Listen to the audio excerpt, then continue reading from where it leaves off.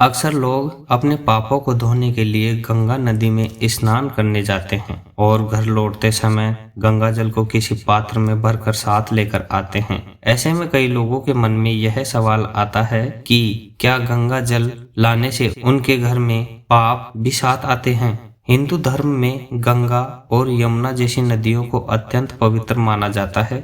लोग इनमें स्नान कर अपने पापों से मुक्ति पाने की कामना करते हैं, लेकिन जब वही गंगा जल अपने घर लाकर छिड़का जाता है तो क्या उनमें तीर्थ स्थलों पर गए अन्य लोगों के पाप भी सम्मिलित होते हैं। इस संबंध में वृंदावन के प्रसिद्ध संत प्रेमानंद जी महाराज ने एक प्रवचन के दौरान इस शंका का समाधान किया।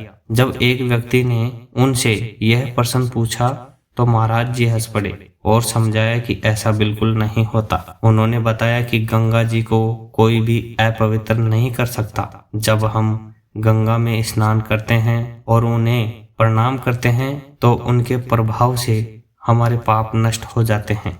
इसका अर्थ यह नहीं है कि पाप गंगा में संचित हो गए, बल्कि उनका प्रभाव समाप्त हो जाता है। महाराज जी ने एक उदाहरण देते हुए समझाया कि जैसे कोई रोगी डॉक्टर के पास जाता है और डॉक्टर उसकी बीमारी का इलाज करता है तो रोग डॉक्टर पर नहीं जाता बल्कि समाप्त हो जाता है। उसी प्रकार गंगा जी हमारे पापों को नष्ट कर देती है। उन्होंने आगे कहा कि गंगा, यमुना, वृंदावन धाम, काशीपुरी, मथुरा और अयोध्या जैसे तीर्थ स्थान भगवान की लीला भूमि है। जब हम इन स्थलों में प्रवेश करते हैं तो हमारे पाप समाप्त हो जाते हैं। इसीलिए जब हम गंगा जल अपने घर लाते हैं तो उसमें कोई पाप नहीं होता, बल्कि वह जल परम पवित्र और शुभ होता है। इस प्रकार संत प्रेमानंद जी महाराज ने स्पष्ट किया कि गंगा जल में पाप संचित नहीं होते, बल्कि वह स्वयं परम पवित्र और शुद्ध करने वाला होता है। गंगा जी में स्नान करने से हमारे पापों का प्रभाव नष्ट हो जाता है और जब हम